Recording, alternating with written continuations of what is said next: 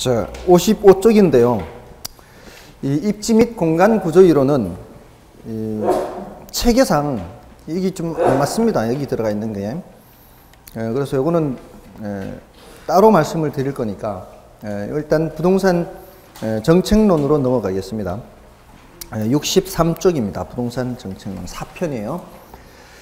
제가 이렇게 수요 공급 공부한 다음에 또는 시장론 이런 걸 공부한 다음에 이제 정책론을 하는 이유는 정책이라고 하는 거는 정부가 시장에 개입하는 거거든요.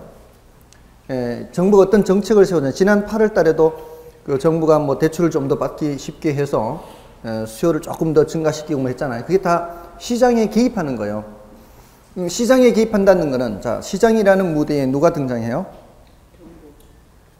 시장이라는 무대에요? 수요자와 공급자가 등장하지 않습니까? 그러면 시장에 정부가 개입한다는 얘기는 수요와 공급에 영향을 미치는 거예요. 수요 공급에 영향을 미치기 때문에 정책을 얘기하면서 수요 공급을 얘기를 안 할 수가 없어요. 그러니까 수요 공급 다음에 이제 정책을 설명드리는 게 순서입니다. 그래서 저는 정책론을 수요 공급 다음에 설명을 드려요. 그리고 시장론도 공부를 했기 때문에 그 관련 개념들이 있거든요. 자, 어쨌든 64쪽을 보시면 이제 부동산 문제가 있죠. 부동산 문제가 있는데 이거는 별로 중요한 건 아닙니다. 중요한 건 아니고요.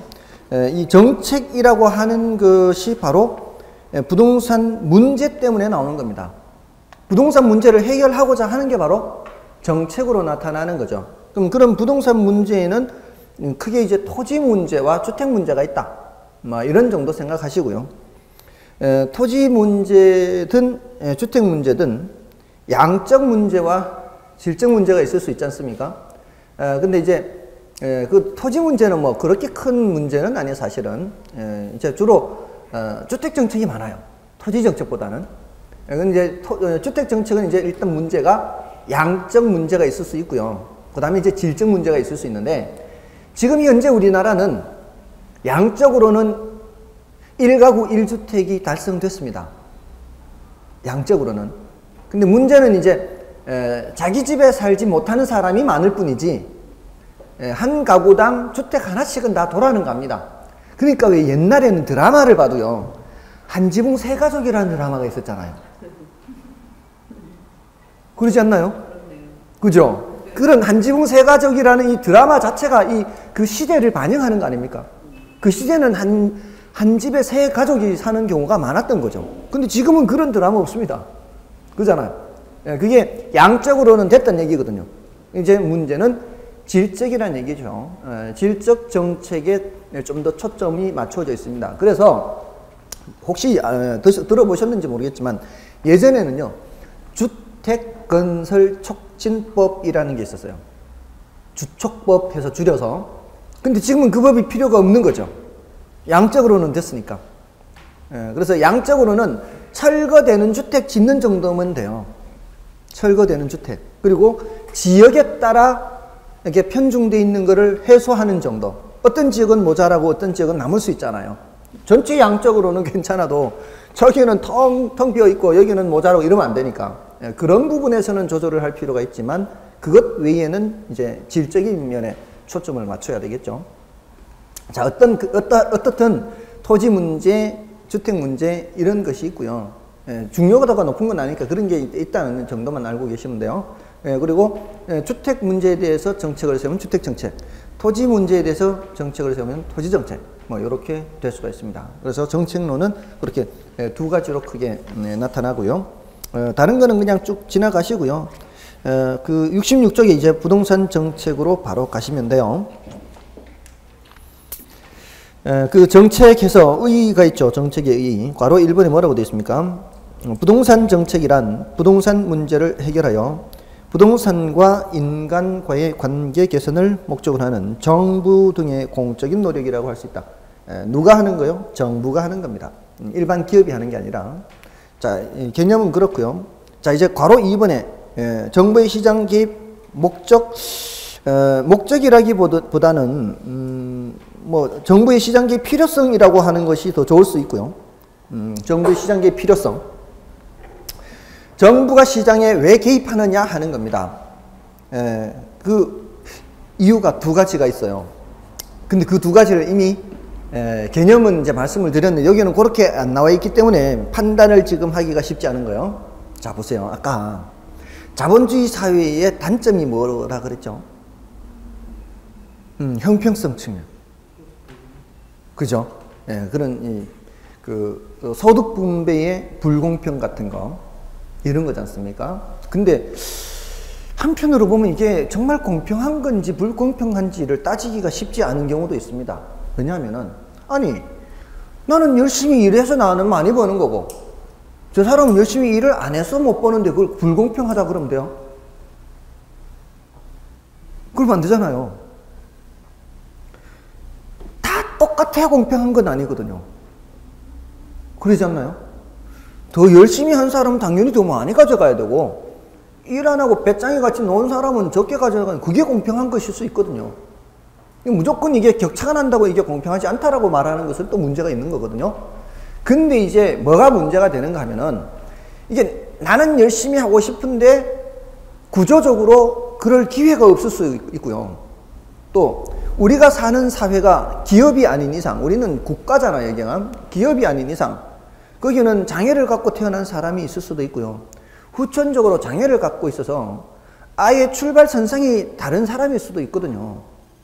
자, 그럼 이 사람들을 배려해야 되는 게 국가가 아닌가요?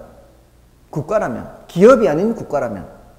그러니까 이런 사람들, 그리고, 이게 또 우리 일이 될 수도 있잖아요. 예를 들어, 장애를 갖지 않는다 할지라도, 처음에 이제 젊을 때 취직을 했던 회사가 한 20년간 잘 굴러가다가, 정부 정책상, 이제 이런 기업들이 사양 기업이 될 수 있거든요. 정부 정책의 방향 때문에 어떤 새로운 산업이 뜨면서 기존의 산업은 죽을 수 있거든요. 예를 들어 이런 것도 마찬가지예요. 정부가 FTA를 한대요. FTA를 하면은 그나마 농사 짓던 사람들 이제 농사 지어가지고는 못 먹고 삽니다. 농산물 아무리 생산해봤자 가격이 안 돼요. 경쟁이 안 돼. 이게 왜 이렇게 된 거예요? 정부 정책 때문에 그렇게 된 거예요.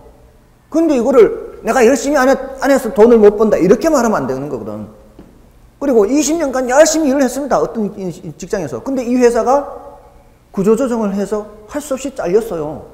그럼 내가 20년간 한 거는 그거밖에 없는데 다른 거는 할 줄 아는 게 없어요. 그럼 그 시간에 이 젊은 20대하고 똑같이 경쟁해가지고 어떤 회사를 들어가라? 이건 좀 문제가 있다는 거죠. 그런 경우에는 정부가 재교육을 시키고 직업교육을 시키고 해서 다시 현장에 나가서 일을 할 수 있도록 해줘야 되는 거 아닌가 이 말이에요. 그런 경우라면은 이제 문제가 될 수 있는 거죠. 그런 이유 때문에 이 소득 격차가 발생하는 경우라면 이거는 정부가 나서야 되는 거다 이 말입니다. 자, 그러려면은 돈이 필요하거든요. 그 돈은 어디서 나와야 돼? 국민들 세금에서 나와야 된다는 거죠. 소득이 많은 사람한테는 세금을 많이 걷고 그런 사람들한테는 세금을 걷지 않고 오히려 보조해주고 지원해서 이게 사회가 좀 더 살기 좋은 사회가 되도록 하자는 거죠. 근데 이거를 민간에서는 못 하거든요, 이게. 민간에서 할 수 있는 게 아니다. 어떤 기업이 할 수 있는 게 아니잖아요. 그러니까 그건 누가 해야 되는 거예요? 정부가 해야 된다는 거예요, 정부가. 그래서 그런 형평성 측면에서 빈부격차가 심해지고 이러한 것을 해소하기 위해서 개입하는 것은 정부의 정치적 기능을 수행한다 이렇게 표현해요. 그래서 그 제목이 지금 정치적 기능이라고 표현되어 있잖아요. 그 정치적 기능이라고 되어 있는 게 그 정치적 기능을 수행하기 위해서 개입한다 이렇게 해석을 하는 거예요. 정치적 기능을 수행하기 위해서. 이거는 어떤 측면이라고요? 세 글자로 나타내면 형평성 측면이라고. 형평성 측면. 주로 형평성이라고 그럴 수 있어요. 주로 형평성. 제가 주로라는 말을 쓰는 이유가 있어요. 거기 사회적 목표라는 어려운 개념이 있죠. 이건 추상적이에요. 그냥 사회적 목표 하면 그게 뭐 여러 가지 목표가 있을 수 있잖아요. 우리가 사는 이 사회의 목표라는 게 뭐 여러 가지 있을 수 있지만 그 중에서 가장 많은 것이 뭐라고요?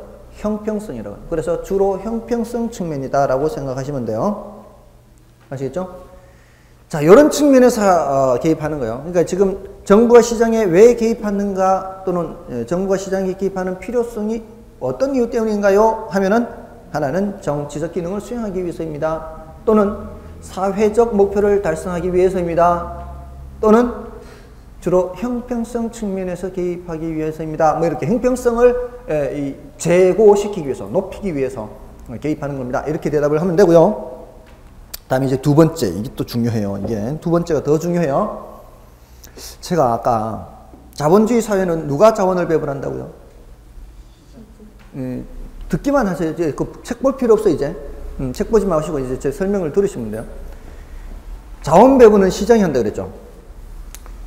자본주의 사회가 사회주의 사회보다 뛰어나다는 게 바로 자원 배분을 효율적으로 한다는 거잖아요. 시장에 맡겨놔도 알아서 더 필요한 쪽으로 갈 수밖에 없다 그랬죠. 필요한 쪽에서는 돈을 더 높게 주고서라도 사갈 거니까 더 필요한 쪽으로 당연히 자원이 배분되게 돼 있어요. 그러니까 시장이 자원을 배분하도록 내버려둔 게 효율성이 굉장히 높아요. 근데 문제는 자본주의 사회가 전지전능하지는 않거든요. 시장이 전지전능하지가 않아요.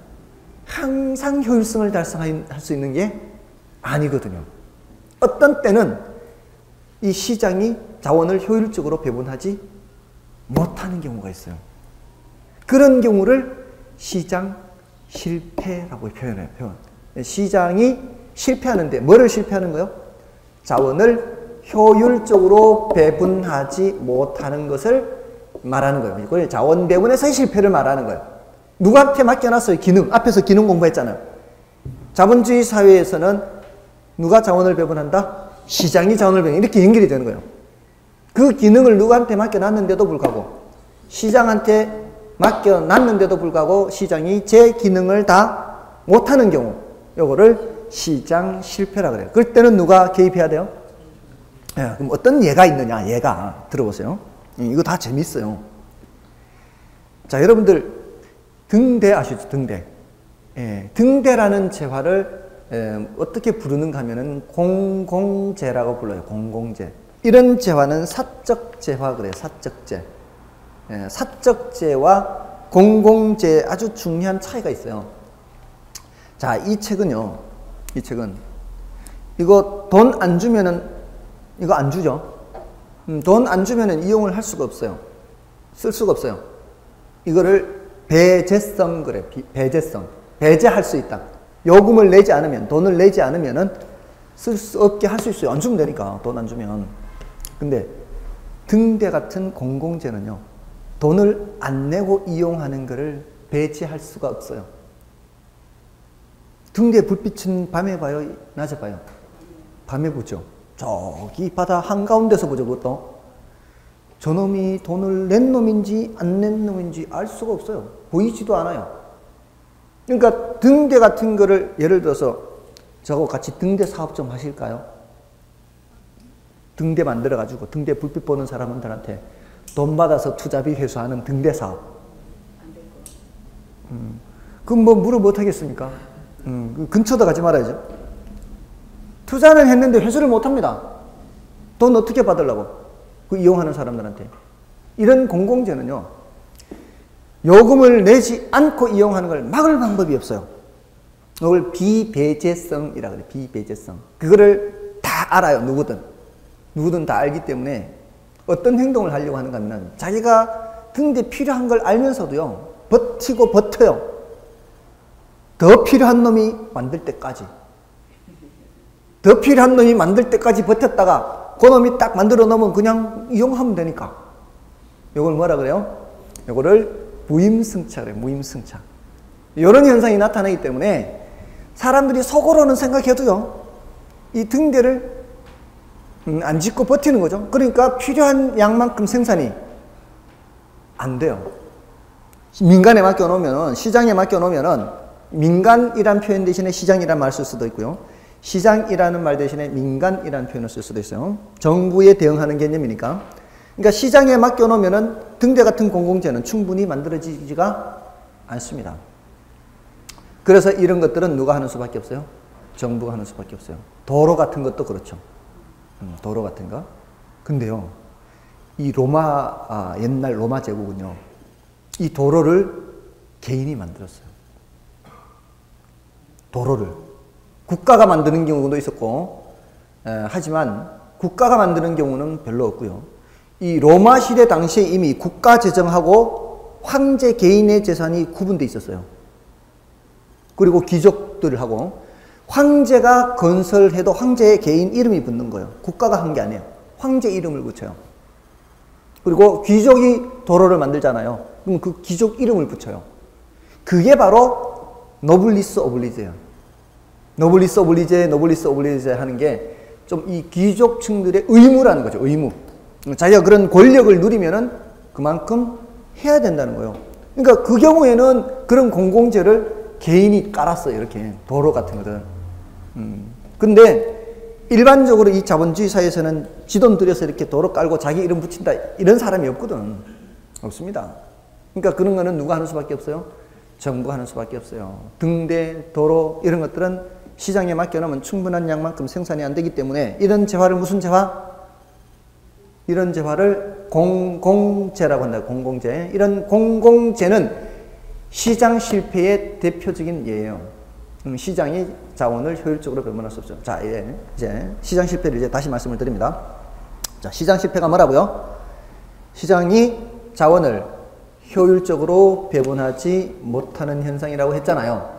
자, 그러면 이게 시장 실패인데, 자, 시장 실패인지 아닌지를 자원을 쫓아다니면서 보는 게 아니라는 거예요. 자원을 쫓아다니면서 이게 효율적으로 배분됐는지 안 됐는지를 보는 게 아니고요. 아주 좋은 방법이 있어요. 생산된 상품의 양으로 보는 거예요. 생산된 상품의 양으로 자원이 효율적으로 배분됐는지 안 됐는지를 보는 거예요. 자, 예를 들어 지난주에 밀가루 얘기했잖아요. 근데 그 밀가루를 가지고 이제 사회주의 국가 볼게요. 사회주의 국가. 사회주의 국가에서는 그냥 머릿수대로 그냥 대충 이렇게 잡아가지고 빵 몇 개, 국수 몇 가닥, 뭐라 그러죠? 국수를 하나를 덩어리를 뭐라 그러죠? 이 단위를. 아니 그 국수 삶아가지고 이렇게 한 주먹 이렇게 해가지고 이렇게 따로 건져 놓잖아요. 사리 한 사리 라면 국수 한 사리, 국수 뭐 몇 사리, 빵 몇 개 이렇게 만들었는데 빵은 부족해가지고요. 줄 서 있는 사람이 아직 남아 있고요. 지금 국수 사리는 덩어리가 엄청 많이 남아 있어요. 이러면은 밀가루라는 자원을 효율적으로 쓴 게 아닌 거죠. 밀가루라는 자원이 효율적으로 사용됐는지 안 됐는지 밀가루를 보는 게 아니고 그 밀가루를 이용해서 생산된 상품의 양으로 보는 거예요. 상품의 양. 그러니까 지금 적정한 양만큼 생산이 안 된 빵, 이게 효율적으로 썼어요, 안 썼어요? 효율적으로 쓴 거 아닌 거죠. 지금 남아 돌고 있어요, 이쪽은. 이렇게 필요 없는데 이건 뭐예요? 이것도 효율적으로 쓴 게 아니죠. 그래서 시장 실패인지 아닌지를 뭐로 판단하는가 하면은 생산된 상품이 과소 생산되느냐 과다 생산되느냐로 보는 겁니다. 과소 생산돼도 비효율이고요. 과다 생산돼도 비효율이에요. 자원을 효율적으로 못 쓴 거예요. 딱 어떻게 써야 돼요? 적정하게만 해야 돼. 적정하게. 적정한 양만큼만 생산되어야 자원을 효율적으로 쓴 겁니다. 그러지 않습니까? 자원을 낭비하지 않는다는 것은 생산된 상품이 너무 많아도 안 되고 너무 적어도 안 되는 거예요. 아셨죠? 그렇게 판단하면 돼요. 자, 어쨌든 앞으로 이 자원을 효율적으로 썼는지 안 썼는지는 시장에 생산된 상품이 더 많이 생산됐냐 적게 생산됐느냐를 보는데요. 그렇게 보는데 예를 들어 볼게요. 예를 공공재는 적정한 양보다 시장 민간에 맡겨놓으면 어때요? 적정한 양보다 적게 생산돼서 비효율이 되는 거예요. 자원을 효율적으로 못 쓰는 거예요. 근데 적정량보다 많이 생산돼서 그걸 비효율로 판단해야 되는 경우도 있어요. 여러분들 그 관심이 있으신지 모르겠는데 그 시멘트 공장 주변에 후두암 발병률이 다른 지역보다 엄청 높다는 거 들어보셨나요? 후두암. 여러분들 그 검색해서 한번 들어가 보시죠. 이 시멘트 공장 근처 이제 그 환경분쟁조정위원회에서 오랜 시간의 그 조정 끝에 보상을 해주라고 배상을 해주라고 이렇게 결정을 내렸는데 시멘트 공장에서는 그거 야 우리가 했다는 근거가 있냐? 아니 후두암이 시멘트 공장에 근처에 안 사는 사람도 후두암 얼마든지 걸리는데 왜 우리 보고 그러냐 이렇게 따진단 말이에요. 그러면은 이게 과학적으로 입증하기 쉽지 않거든요, 이런 것들이. 그래서 이제 소송까지 붙어 있어요. 근데요, 사실은 여러분들 그 시멘트 그 공장 수십 년간 시멘트 공장이 있었거든요. 그 자리에. 그럼 시멘트 공장 근처에 사진을 찍어 놓은 게 있는데요. 그 기와집 있죠. 옛날에 지은 그런 이렇게 기와집. 옛날엔 기와를 많이 사용해서 집 지었잖아요. 그 기와집이 멀리 이렇게 찍어 놓은 거 이제 멀리서 찍고 가까이서 찍고 이렇게 있는데 멀리서 이렇게 찍은 거 보면은 왜 기와집에 눈 내렸을 때 저거 생각나세요? 모양이 생각나십니까? 기와집에 눈이 내리면은 그 기와 골 따라 부드러운 곡선을 그리면서 이렇게 되잖아요.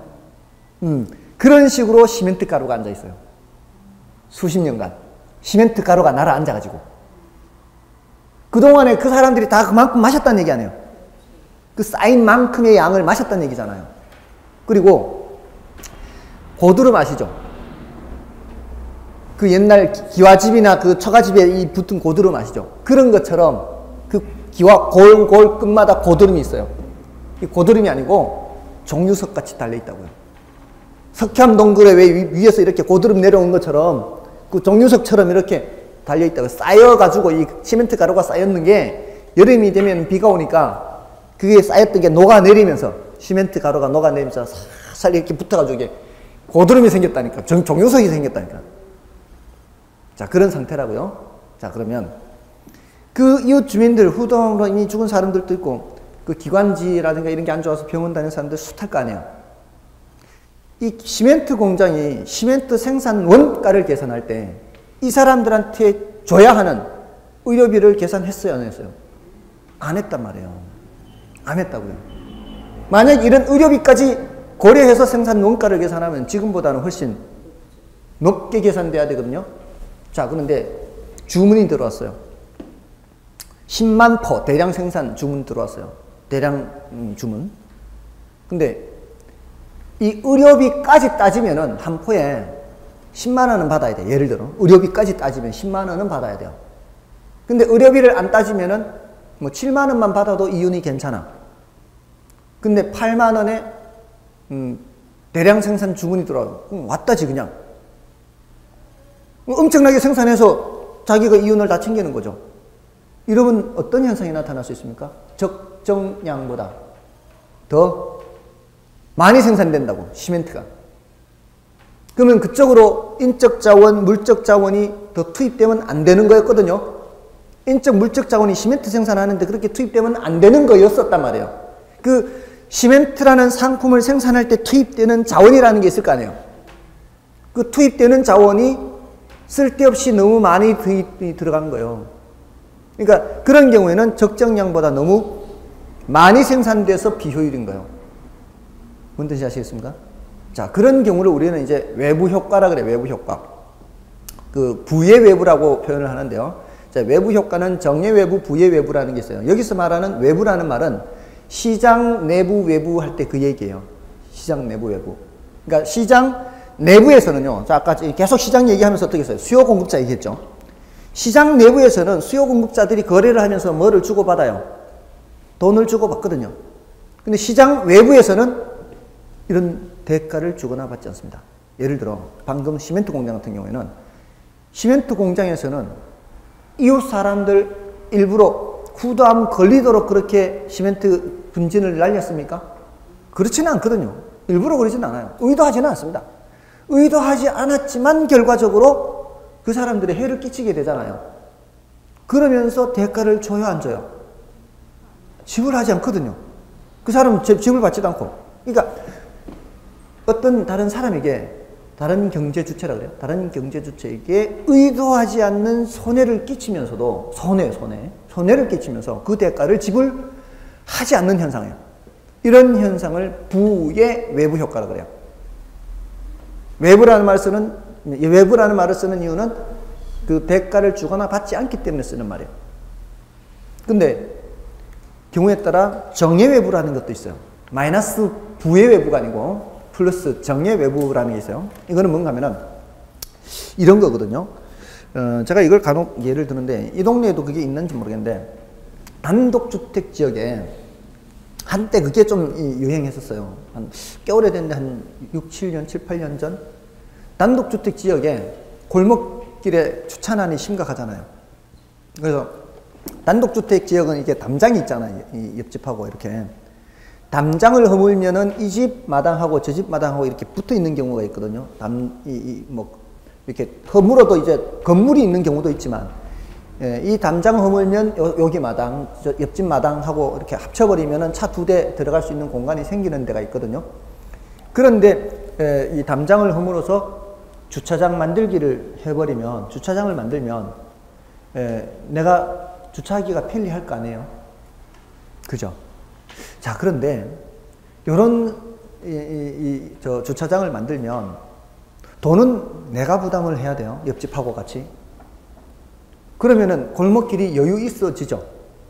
골목길이 여유 있어지면, 내 집 주차장을 내가 만들었는데, 그것도 나를 위해서 물론 만들었죠.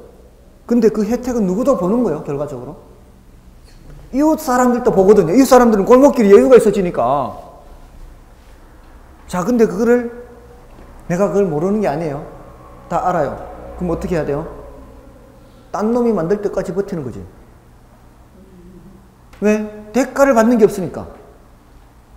대가를 받는 게 없으니까. 이웃 사람들도 다 편리해지는데 나한테 돈 주는 거 없어요. 그러니까 이런 거는 의도하지는 않지. 나는 나의 주차장을 만들고 옆집 사람하고 나의 주차장을 만들지만 그 혜택이 딴 사람들한테도 가는 거예요.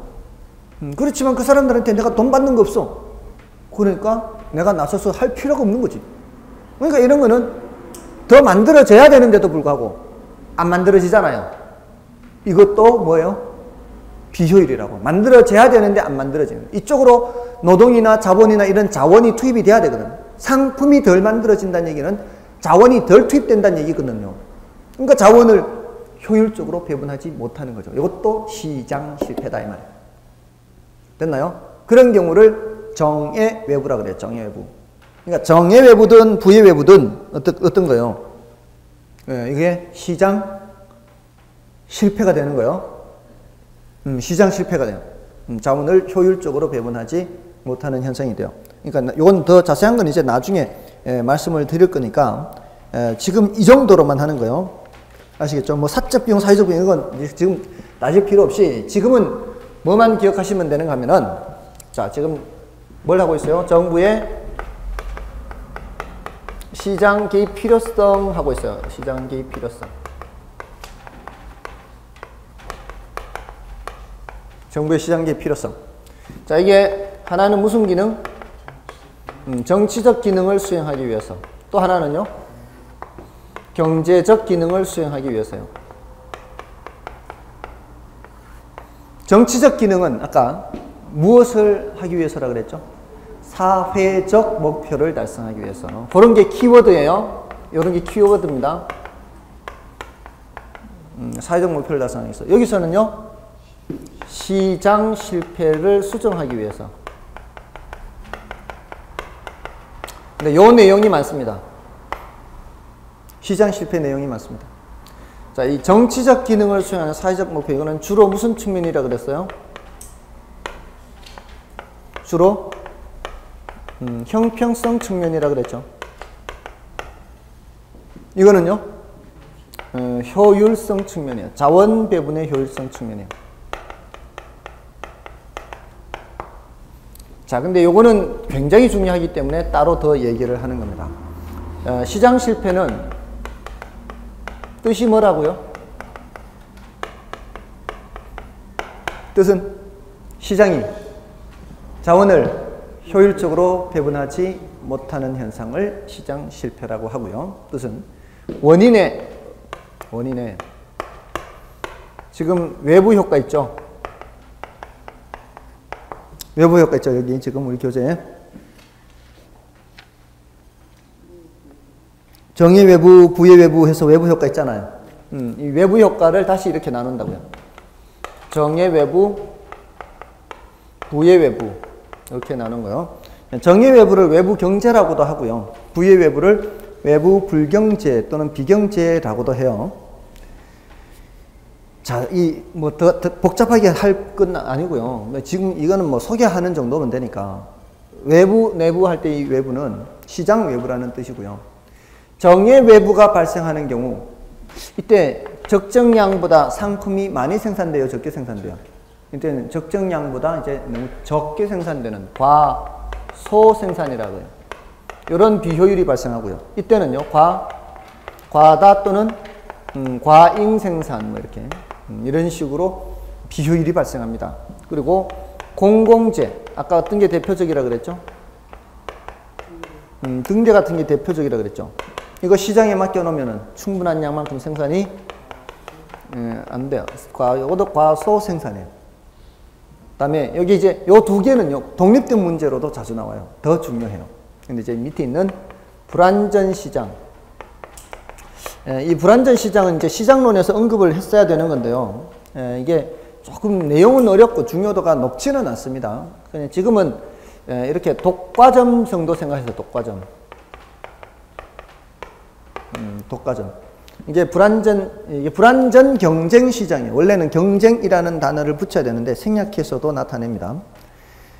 시장의 불완전성 또는 독과점 하잖아요. 여러분들 독점이 뭔지는 아시죠? 기업이 한 개밖에 없죠. 과점은요, 소수 기업으로 되어 있는 경우를 과점이라고 해요. 그러니까 통신사 있죠, 지금. 통신사 경쟁 치열하죠. 근데 그 경쟁이 무엇으로 나타날 수 있는가 하면은 기업이 조금밖에 안 될 때는 담합으로 나타날 수 있어요. 담합. 네, 담합으로 나타날 가능성이 상당히 높습니다. 독점 기업은요, 가격을 지 멋대로 정하죠. 자기 이윤이 가장 높게 돼서 지 멋대로 정합니다. 그게 독점의 특징이죠. 이 과점 기업은 담합을 해요. 왜 건설사 담합한다 그러잖아요. 4대강 사업에 뭐 담합해가지고 어떻게 했다. 이 소수 기업은 담합을 하는데 문제는요, 이렇게 담합을 하면서 가격을 어떻게 유지해요? 높게 유지하잖아요. 가격을 높게 유지하려면 상품의 생산이 어때야 되는지 아십니까? 상품의 생산을 적게 해야 돼요. 상품 생산을 많이 하면서 이거 가격을 높게 유지할 수가 없습니다. 이 남아 돌아가는 거 처분해야 되거든요. 처분하는 과정에서 이 가격이 다 다운될 수밖에 없어요. 그래서 얘네들은 특히 독점은 더 심하겠죠. 독점은 지멋대로 가격을 장난치니까 생산량을 줄이면서 가격을 올리는 거죠. 얘네들 특징이 뭐예요? 얘네들 다 과소 생산이에요. 전부 다 비효율이에요, 비효율. 다음에 그 정보의 비대칭성, 뭐 불완전성 있죠. 정보의 비대칭 또는 불완전. 이걸 이제 비대칭 정보 이렇게 저는 이제 외공불비 이렇게 앞글자를 써서 외우라고 합니다. 외공불비. 비대칭 정보 이렇게요. 또는 불완전 정보 이렇게도 얘기할 수 있어요. 이런 경우도 과소 생산된다고 보시면 돼요. 대체로. 자, 이게 이제 어떤 예를 들 수 있는가 하면은, 여러분들 작년이었나요? 방사능에 오염된 수산물이 우리나라에 수입될 수도 있다. 또는, 우리나라까지 방사능에 오염된 물이 흘러올 수도 있고, 또는 일본의 방사능에 오염된 해역을 거쳐오는 놈들이 우리나라에 올 수도 있다. 이런 여러 가지 이제 그 가능성이 있다고 이제 얘기를 했었단 말이에요. 그런데 정부에서 이제 해류가 움직이는 거를 이렇게 화면으로 보여주면서 해류의 움직임상 우리나라로는 그 물이 들어올 수 없다. 이런 이제 자료 화면도 내 보이고, 또 일본에서 수입하는 거는 다 방사능 검사한다. 그런데 사실상 잘 아지 않았고요. 그리고 저기서 일본 해역에서 갔다가 오는 거, 이렇게 그 길을 거쳐서 오는 것에 대해서는 이제 뚜렷이 어떤 해명이 없었단 말이에요. 자, 사람들이 어떻게 생각하겠습니까? 지금 우리가 수산물 사서 먹는 게 명태도 많고 오징어 많잖아요. 여기에 불안하지 않겠습니까? 비대칭 또는 불완전 정보요. 자, 그러니까 멀쩡한 수산물도 안 먹어요. 알 수가 없으니까. 안 그렇습니까? 그때 좀 드셨습니까? 그때는 별로 안 드셨습니까? 지금은요? 지금은 그냥 포기하고 먹습니까? 생각 안 하죠. 좀 적게 먹습니까? 저는요, 사실은 그 당시에도 그냥 황태찜, 뭐 황태찌개 좋아합니다, 제가. 좋아하니까 그냥 먹었습니다. 왜냐하면은 이제 뭐 얼마 오래 살 것도 아니고 그 일본에서도요, 40대 이상으로는 별로 안 가렸답니다. 이 젊은 층, 이 세포 분열이 활발한 젊은 층에서는 돌연변이가 발생할 가능성도 높다는 거죠. 그러니까 애들이 훨씬 위험한 거예요, 애들은 먹이면 안 되는 거예요. 혹시 결혼했나요? 애 있나요? 애는 없어요? 애들은 굉장히 세포 분열이 활발하니까 애들은 그런 거 먹으면 안 되는 거예요.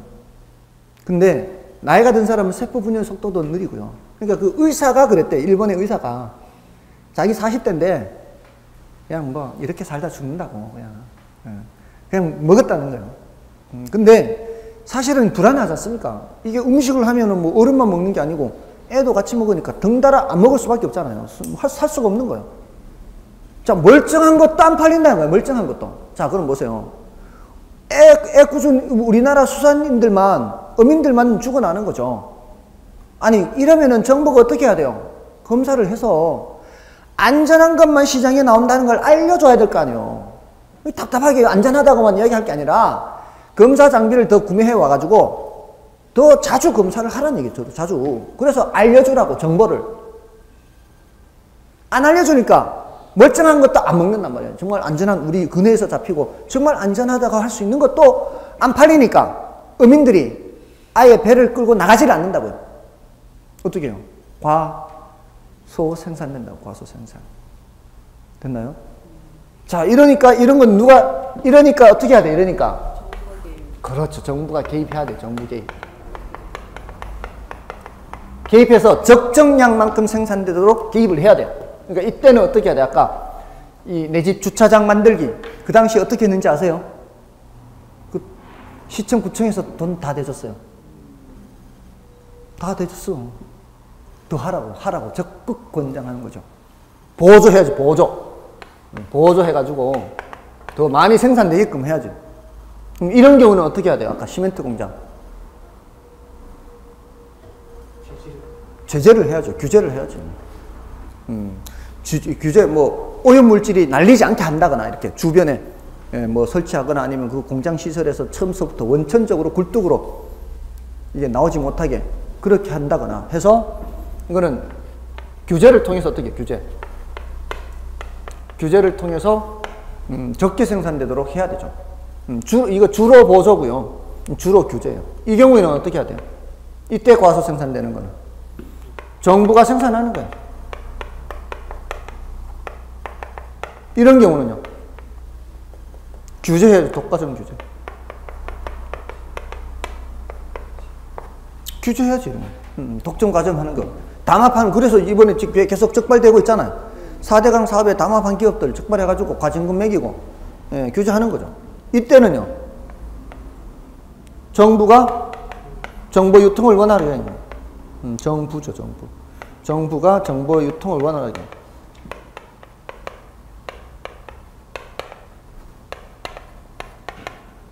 이것뿐만이 아니에요, 사실은. 제가 방사능 예를 이제 든 것은 여러분들이 좀 더 쉽게 여러분들 쉽게 이해시키려고 그런 예를 들었을 뿐이지, 얘가 한두 가지가 아니에요. 여러분들 한 10년 전쯤만 해도요, 그 명절 때 이렇게 왔다 갔다 할 때 도로가 굉장히 막힌 거 아시죠? 고속도로 요금 주지 말아야 돼. 그죠? 막 엄청 열받잖아요. 왜 내고 통화하는지 모르겠어. 그러니까 오히려 그때 돈 받으면 안 되거든.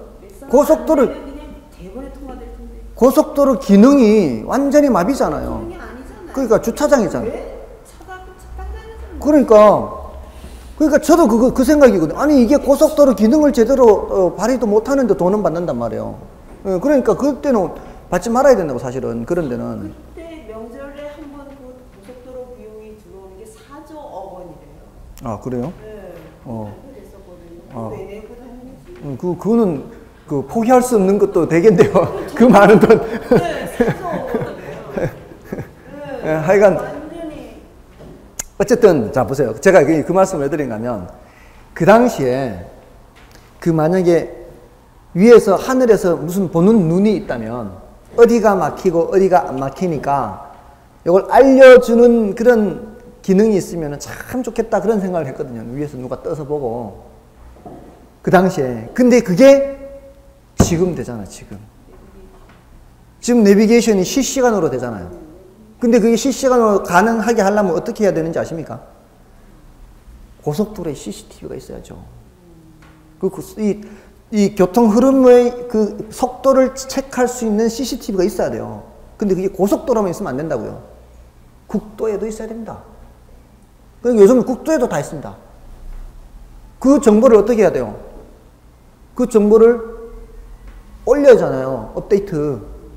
그리고 그거를 일반 통신사에서 다 해가지고 가입자한테 보내주고 있잖아요. 인공위성을 통해서. 이게 뭐예요? 뭘 알려주는 거예요? 정보를 알려주는 거죠. 정보를. 그러면은 그만큼 정체 시간이 줄어들죠. 공회전이 줄어듭니다. 그만큼 유료비 시간 절약할 수 있습니다. 엄청 효율성이 높아진다 이 말입니다. 그거를 정보 유통을 원활하게 함으로써 그런 게 가능해진다 이 말입니다. 이런 거는 민간 기업이 할 수가 없습니다. 충분히 이해되시죠? 네, 이런 측면에서 시장에서 할 수 없는 부분들이 있다면 시장에서 민간에서 할 수 없는 부분 그런 부분을 해결하기 위해서 정부가 개입을 하는 거예요. 됐습니까? 예, 이게 아주 내용이 많아요. 이게 중요하기도 해요. 재밌죠? 재밌어요 사실은. 예, 이게 자격증을 떠나서 그래도 굉장히 이런 거 알고 이렇게 한마디 하면 굉장히 있어 보이거든. 이게 이런 말 쓰면. 사실 이런 말 하면 굉장히 있어 보입니다. 사람이 달라 보입니다. 예전에 20대 젊은 남녀가 이렇게 저기서 걸어오는 거예요. 이렇게. 근데 남자애는 막 수염이 탁하게 며칠을 안 깎은 것 같고요. 머리도 산발을 하고요. 아무리 여름이지만 그냥 잠자리에서 나온 듯한 이 러닝 셔츠에다가 반바지에다가 슬리퍼 질질 끌면서 오는 게 정말 한 대 지워받고 싶더라고. 근데 그 옆에 따라오는 여자도 똑같아요, 모습이. 예, 한 쌍이 진짜 바퀴벌레. 진짜 바퀴벌레. 근데 옆으로 지나가는데 한 녀석이 엥겔 지수가 어떻고 막 그래요. 그래서 다시 봤어요. 이런 용어를 구사하는구나, 얘네들이. 사람이 달라 보이는 거예요. 예, 괜히 없어 보이다가 갑자기 있어 보이게 돼요. 시장 실패 이런 거 알면은. 그리고 이런 걸 알게 되면은 좀 앞으로 이제 공부를 하시게 되면은 수요 공급이라든가 이런 거 아시면은요. 채널을 안 돌립니다. 뉴스 채널 안 돌려요. 이제 뉴스를 봐도 이제 저 뉴스가 뭔 내용인지 조금은 이제 알게 된다는 거죠. 괜찮습니다, 이거. 상당히 유용합니다. 자, 어쨌든 정부가 개입하는데요. 자, 그러면 정부가 개입하면 정부가 전지전능할까 또? 정부라고 해서 이게 완벽할 수는 없거든요. 정부가 개입하는데도 불구하고 자원 배분의 효율성이 개선되지 않거나 오히려 더 악화될 수도 있어요. 그런 거를 정부 실패 이렇게 표현해요. 정부 실패. 이럴 수도 있어요. 이것도 결국 사람이 하는 거거든요. 공무원이 하는 것이기 때문에 공무원이 그럼 정보를 이렇게 한다 할지라도 이게 완벽할 수는 없고요. 또 공무원들은 집 앞 그릇 챙기면서 일하거든요.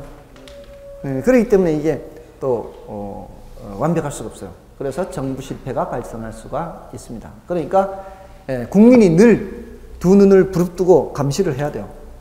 두 눈을 뜨고 공무원들이 제대로 잘 하는지. 그리고 우리 국민들이 직접 못하니까 누구를 보내놨어요?